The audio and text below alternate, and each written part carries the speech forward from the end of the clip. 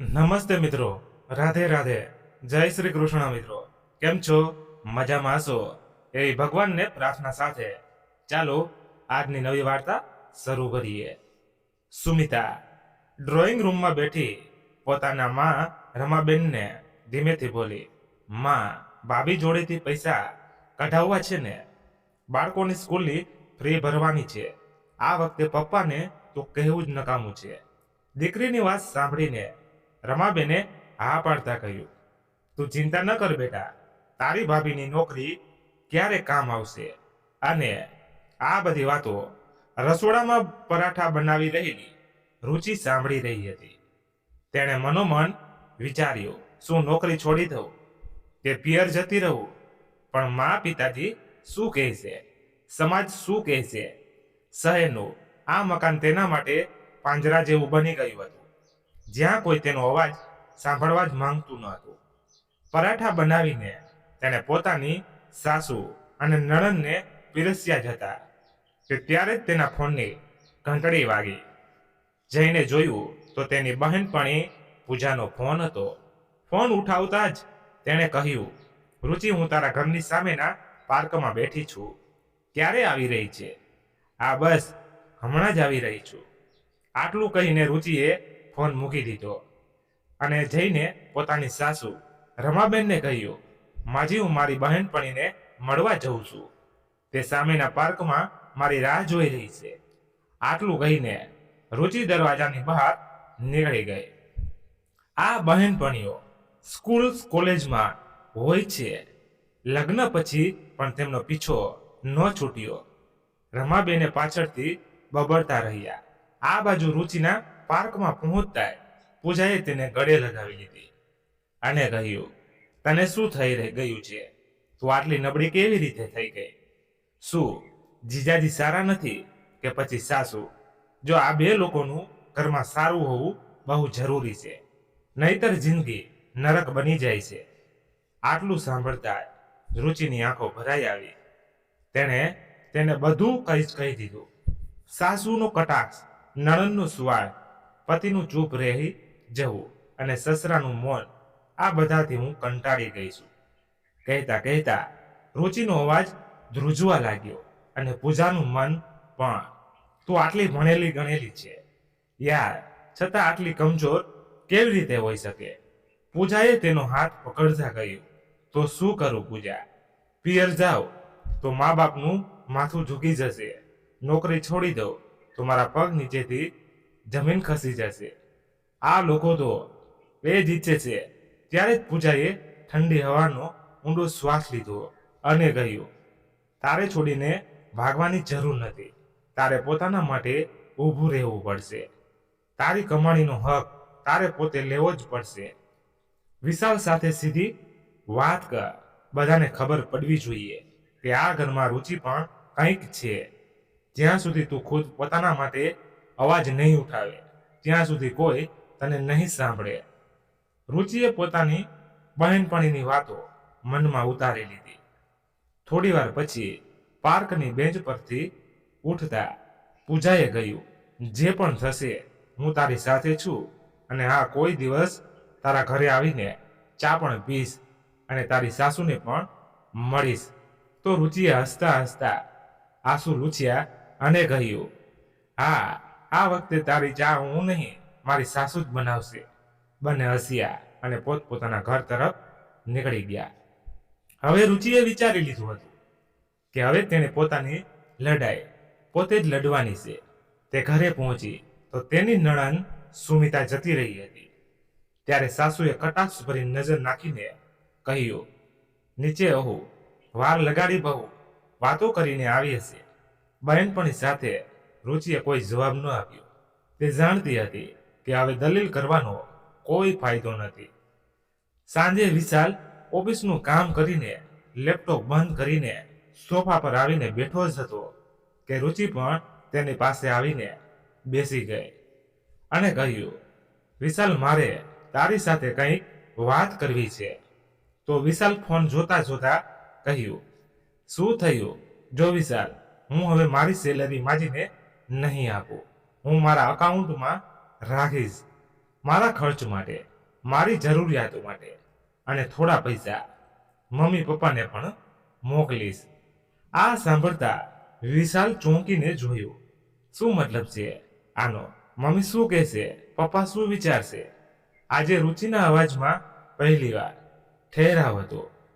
પપ્પા તો કંઈ નહીં કહે, અને એ જ તો મુશ્કેલી છે કે કંઈ નથી કહેતા.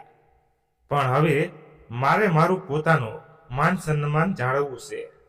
તેનામાં મારાથી કોઈ તકલીફ છે? વિશાલને સમજમાં ના આવ્યું કે શું બોલું. તેણે કહ્યું, અરે યાર, તું કેમ આટલું વિચારે છે? બધું મમ્મી પપ્પા માટે જ તો છે. રુચિની આંખોમાં આજે એ આંસુ ન હતા જે અત્યાર સુધી હંમેશા રહેતા હતા.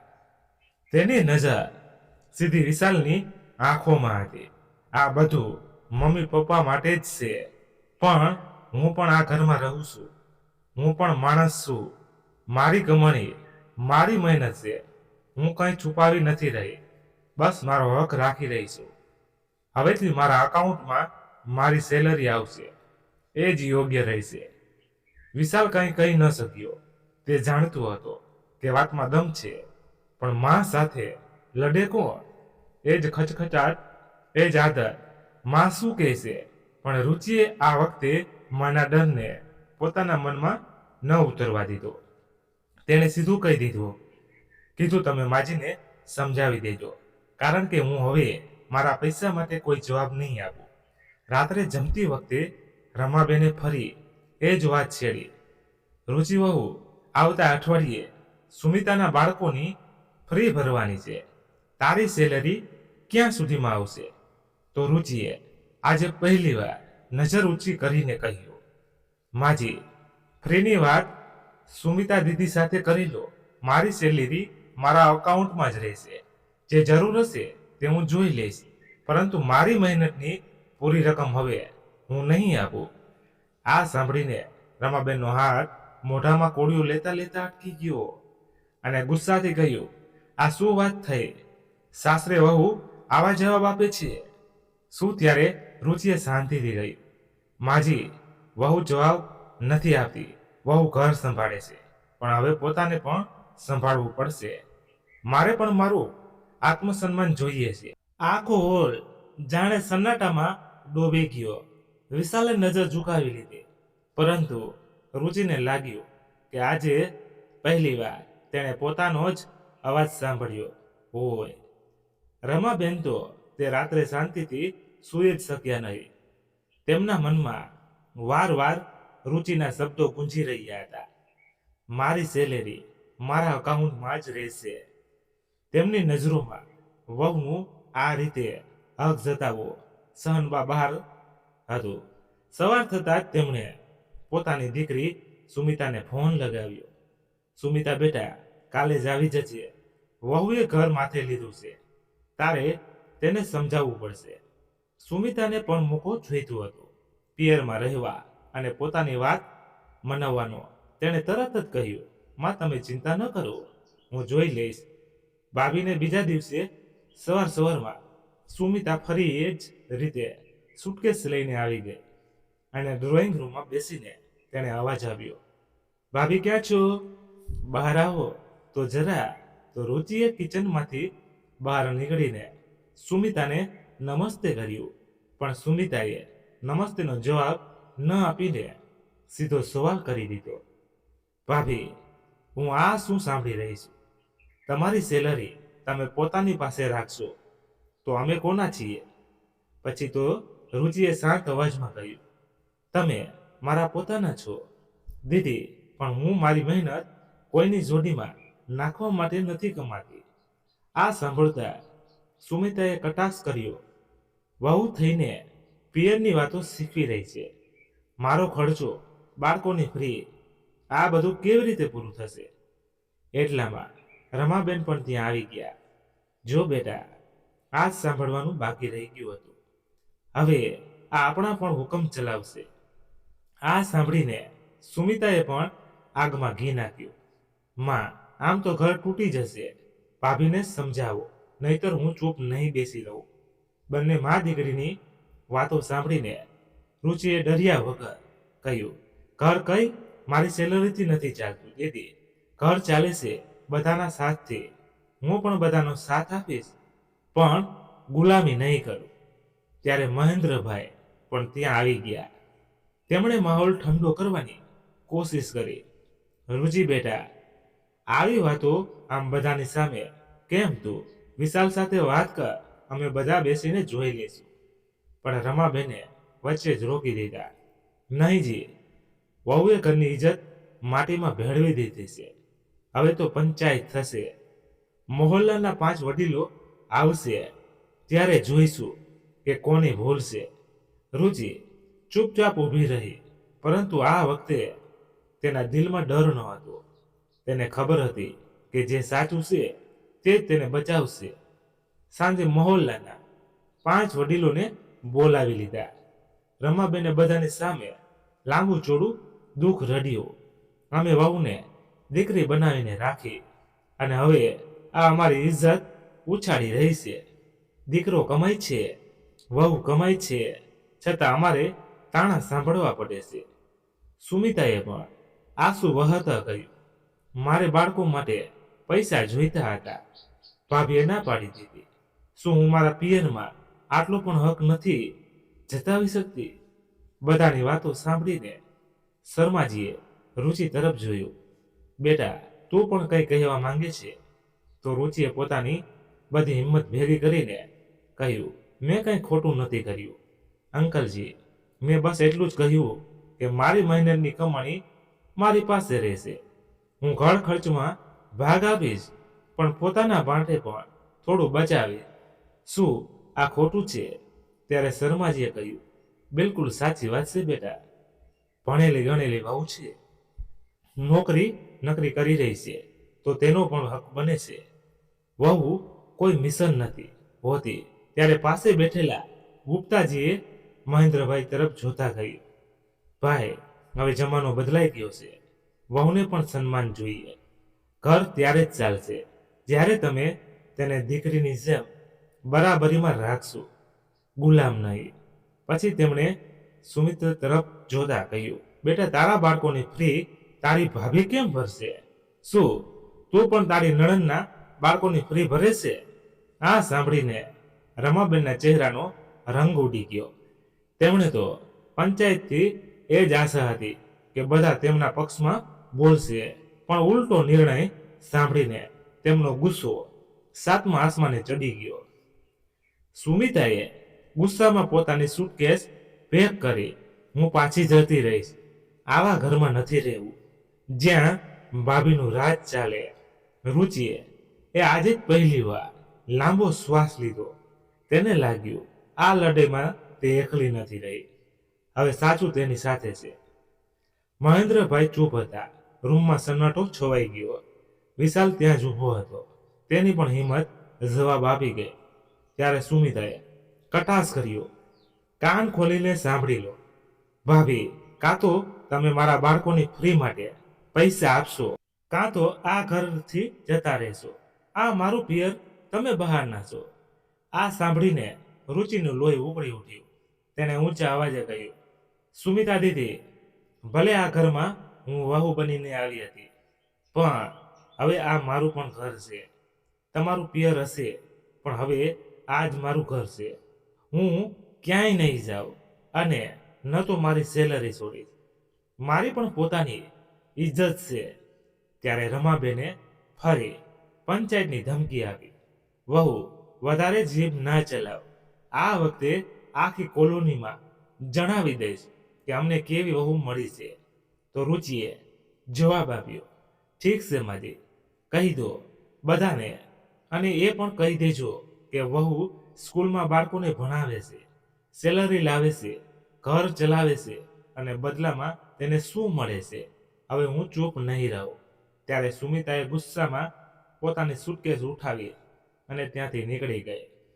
પણ જતા જતા ઝેર છોડતી ગઈ. તે રાત્રે રુચિએ વિશાલને કહ્યું, દેખો વિશાલ, હવે પણ જો તમે મારી વાતમાં ના સમજ્યા તો પછી આ ઘર તૂટતા વાર નહીં લાગે. મને ફક્ત તમારો સાથ જોઈએ છે. લડાઈ હું પોતે લડી લઈશ. વિશાલ ચૂપચાપ તેને જોતો રહ્યો.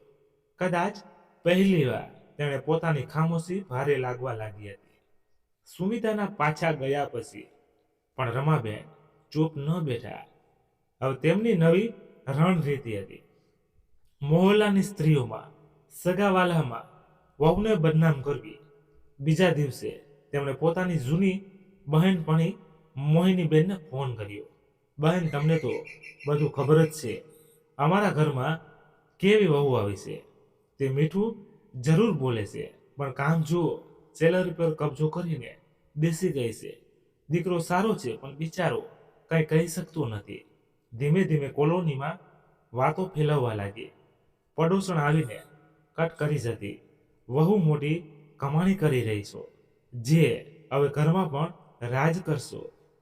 ક્યારેક રુચિ સ્કૂલ જતી તો રસ્તામાં રમાબેનની બહેનપણીઓ રસ્તો રોકીને કહેતી, વહુ, થોડો સાસરાનો લિહાજ કરી લીધા કર. મોઢું ચલાવવું સારી વાત નથી. પહેલા રુચિ ચૂપચાપ સહન કરતી રહી, પણ એક દિવસ બધી પડોશોને તેને ઘેરી લીધી. રમાબેન પણ ત્યાં આવી ગયા અને બધાની સામે શરૂ થઈ ગયા. જોઈ લો બહેન, કેવો જમાનો આવી ગયો છે. વહુઓ મર્દો પર હુકમ ચલાવવા લાગી છે. મોહિની બહેને પણ હામાં હા મળાવી. અમારા જમાનામાં તો વહુઓ માથું ઝુકાવીને ચાલતી હતી. આ સાંભળીને રુચિએ ત્યાં પહેલીવાર બધાની સામે ઊભા રહીને કહ્યું, આંટી, માફ કરજો, હું વહુ છું, પણ ગુલામ નહીં. સ્કૂલમાં સેંકડો બાળકોને ભણાવું છું. ઘરમાં પણ એ જ કરી રહી છું. બધાને સાચી વાત સમજાવી રહી છું. જો હું ખોટી છું તો પછી કહું કે કયા કાયદામાં એ ક્યાં લખ્યું છે કે એક સ્ત્રી પોતાની કમાણી પોતે વાપરી ન શકે. આ સાંભળીને ભીડમાં ફૂસફૂસ શરૂ થઈ ગઈ.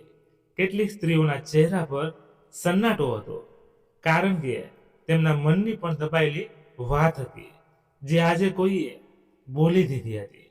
રુચિએ ફરી કહ્યું, જો હું ઘર છોડીને પિયર જતી રહું તો કાલે તમે જ કહેશો કે વહુ બગડી ગઈ, પણ જો હું મારો હક માંગુ તો પણ હું જ બગડી.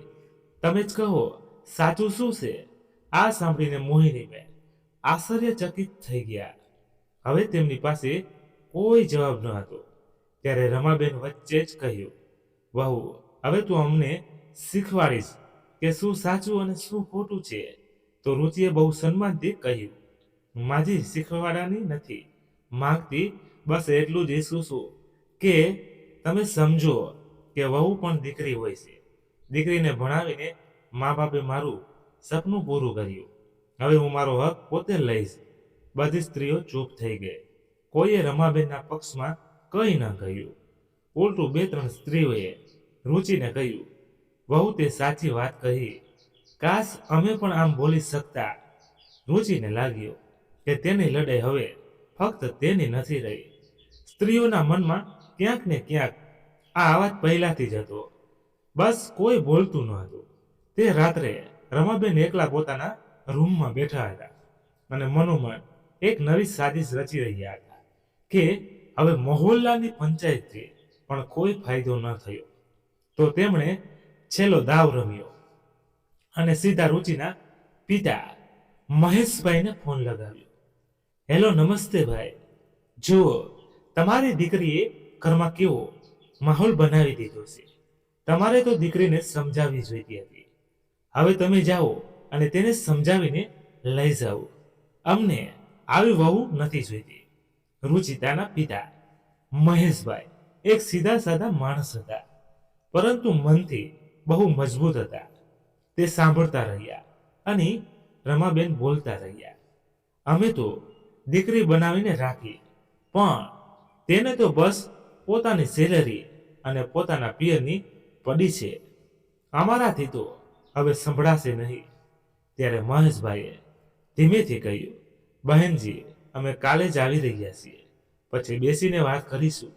રુચિને જ્યારે ખબર પડી તો તે પણ ધ્રુજી ગઈ અને વિચારવા લાગી, પપ્પા કેમ ખસેડીટી રહ્યા છે?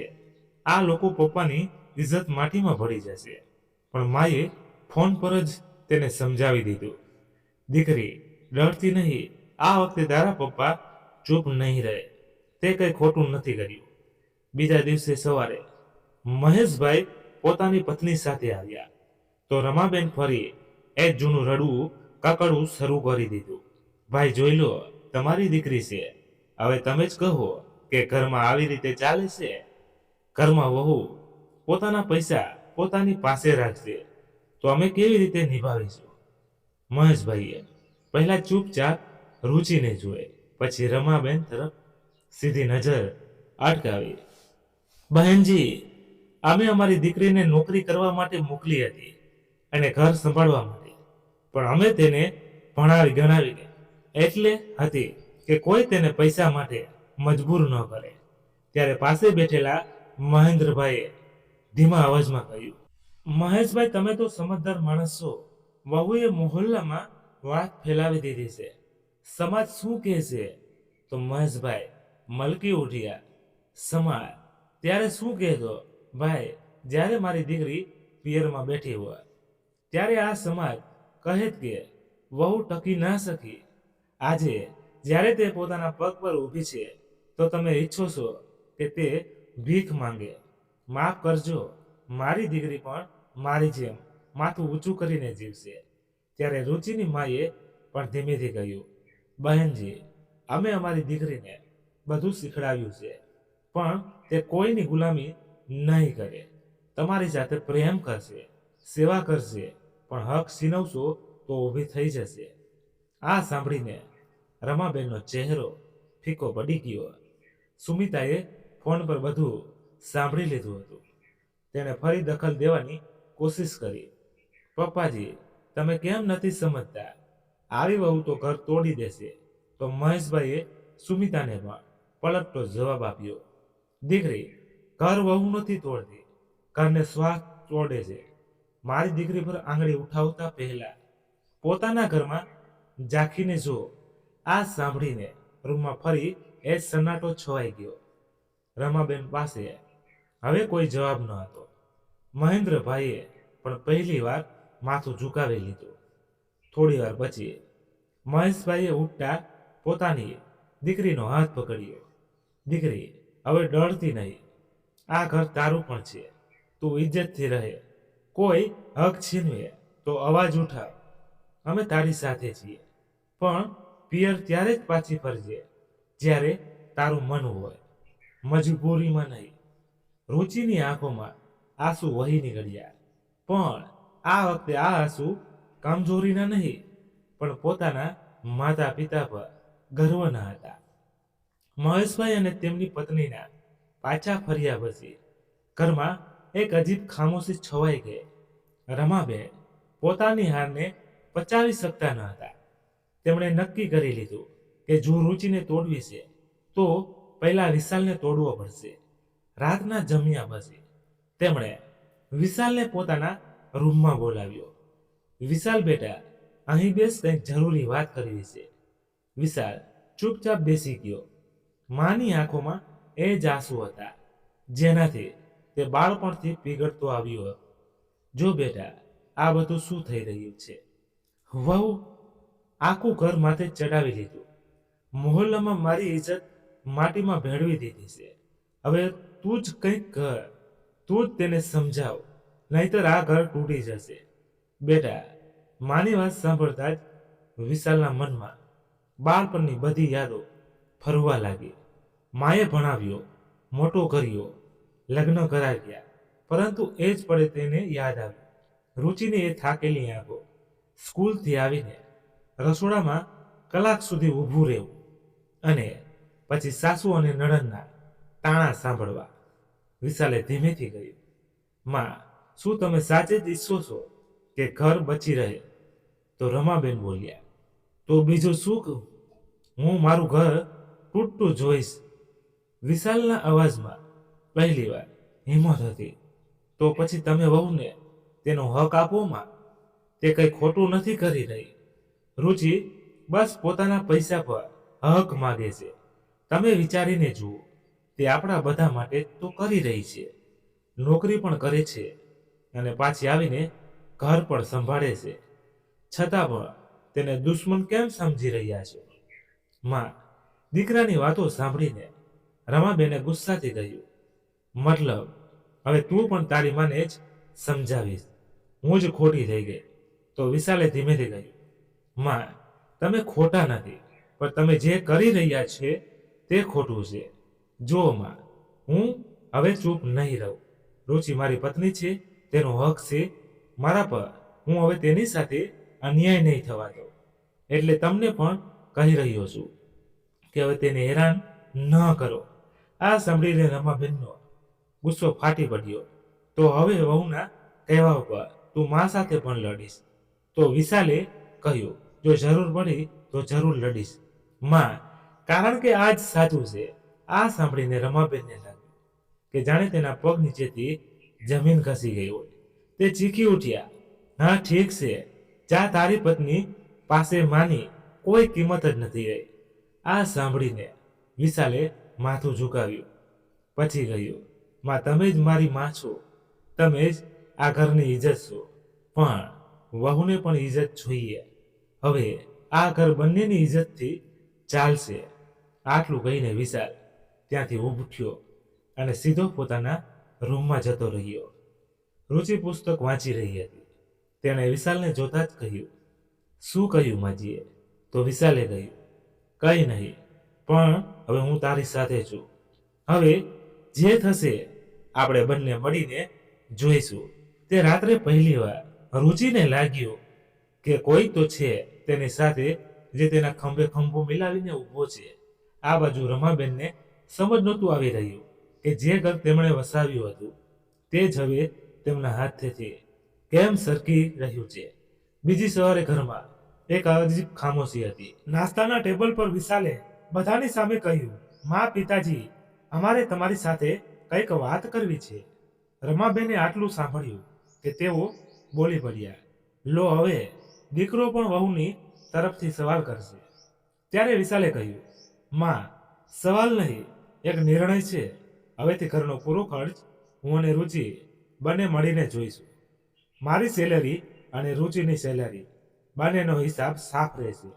જે ખર્ચ થશે તે અમે બંને મળીને આપીશું અને જે બચત થશે તે પણ અમે જ સંભાળીશું.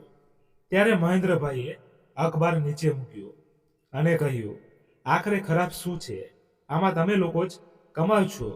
પણ રમાબેને ગુસ્સાથી કહ્યું, બેટલા મતલબ હવે વહુ પોતાના પૈસા અલગ રાખશે, અમે કંઈ પણ નથી બોલી શકતા. ત્યારે રુચિએ બહુ વિનમ્રતાથી કહ્યું, માજી, હું તમારાથી કંઈ છુપાવી નથી રહી, પણ મારી મહેનતને હું મારી રીતે સંભાળવા માંગુ છું. તમે જ્યારે કહેશો હું પૈસા આપીશ, અને તે પણ મહિના વગર. ત્યારે વિશાલે પિતાજી તરફ જોયું. પિતાજી, અમે બંને ઈચ્છીએ છીએ કે ઘરમાં કોઈ ક્લેશ ન થાય. બસ હિસાબ કિતાબ સાફ રહેશે. બહેનને મદદ જોઈએ તો અમારા બંને જોડે વાત થશે. કોઈ એકલા વહુથી નહીં માંગે.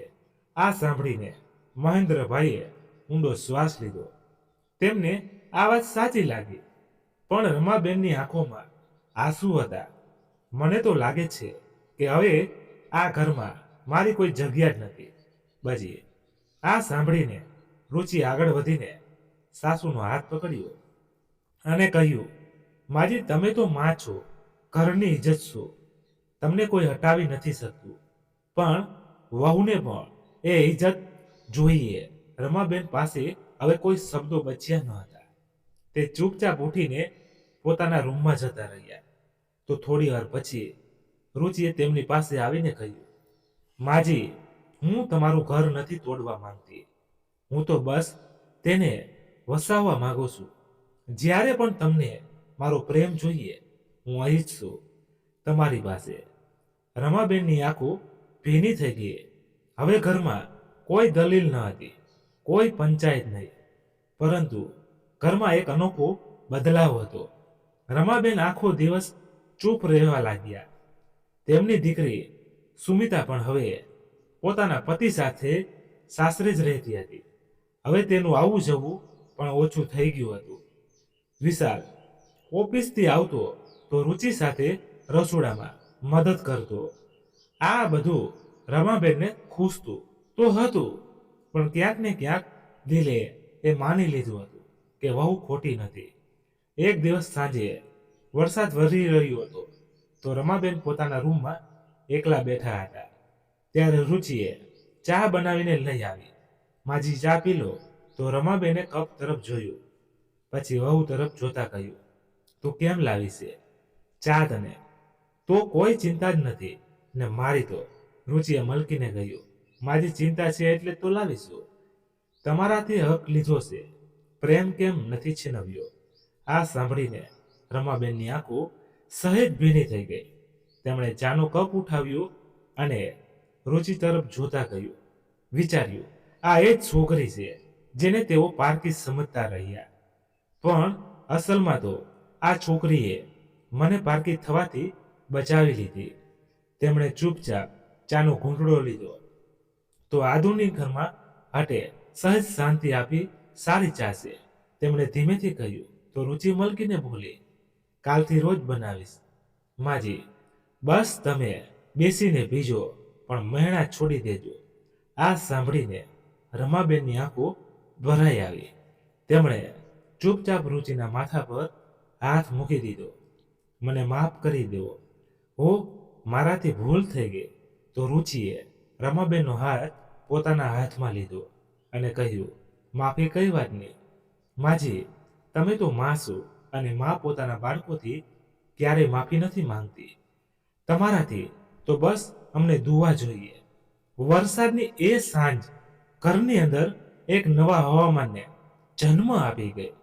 તે દિવસે પહેલીવાર ઘરમાં એક કપ ચાએ સાસુ વહુની વચ્ચે મા દીકરીનો પ્રેમ ઓગાળી દીધો. આ બાજુ સુમિતાને પણ હવે અહેસાસ થવા લાગ્યો હતો કે પિયર કોઈ કાયમી ઘર નથી હોતું. છોકરીનું અસલી ઘર તો સાસરું જ હોય છે. પિયરથી સંબંધ તોડીને ન કોઈ છોકરી શાંતિથી નથી રહી શકતી. બીજા દિવસે બપોરે દરવાજાની ઘંટડી વાગી. રુચિએ દરવાજો ખોલ્યો તો સુમિતા ઊભી હતી. એ જ જૂની સુટકેસ, એ જ આંસુ ભરેલી આંખો. બાળકો પણ પાછળ ઊભા હતા.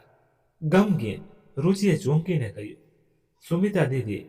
તો સુમિતાએ એક પળ ગુમાવ્યા વગર સીધું રુચિને ગળે લગાવીને ધ્રુસકે ધ્રુસકે રડી પડી. ભાભી, મને માફ કરી દો, ઘરે પાછી આવવા દો. રુચિએ પણ ભીણી આંખોથી સુમિતાને ગળે લગાવી દીધી. આ તમે શું કહી રહ્યા છો? આ ઘર તમારું પણ છે. તમે ક્યાં જશો? એ બધું ભૂલી જાઓ અને અંદર આવી જાઓ. સુમિતા બાળકોને લઈને અંદર આવી તો રમાબેન રૂમથી બહાર નીકળ્યા. સુમિતા માના પગમાં પડી ગઈ. માં, મને માફ કરી દો, હું ખોટી હતી. ભાભી ખરાબ નથી, હું જ ખરાબ હતી. આ સાંભળીને રમાબેનની આંખોમાં પણ આંસુ હતા. તેમણે સુમિતાને ઊભી કરી. બસ બેટા, હવે બધું ઠીક થઈ જશે. વહુએ પણ મને માફ કરી દીધી છે, તને પણ માફ કરી દેશે. રાત્રે રમાબેન પહેલીવાર પોતાની વહુ અને દીકરીને એક સાથે બેસીને ચા પીતા જોયા તો ખુશીથી આંખો ભીની થઈ ગઈ. ત્યારે મહેન્દ્રભાઈએ કહ્યું, જોયું, ભાગ્યવાન, વહુએ ઘરને તોડ્યું નહીં પણ જોડી દીધું છે. સુમિતાને પણ રસ્તો બતાવી દીધો, નહીતર તે ક્યાં ભાભી સાથે બેસીને ચા પીવા વાળી હતી. હા, તમે બિલકુલ સાચું કહ્યું.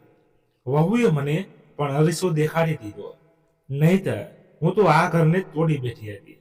પણ વહુએ હિંમત દેખાડી તો બધું જ બદલાઈ ગયું અને બધાના ચહેરા પર ખુશી ચમકવા લાગી. તો મિત્રો, વાર્તા અહીં પૂર્ણ થઈ. આશા રાખું છું કે તમને ગમી હશે. તો એક લાઈક કરી દેજો અને અન્ય મિત્રો સાથે શેર પણ કરી દેજો અને તમારું મંતવ્ય કોમેન્ટમાં જણાવજો. ધન્યવાદ. ફરી મળીએ નવી વાર્તા સાથે. ત્યાં સુધી તમારા પરિવાર સાથે ખુશખુશાલ રહો. જય હિન્દ, જય ભારત.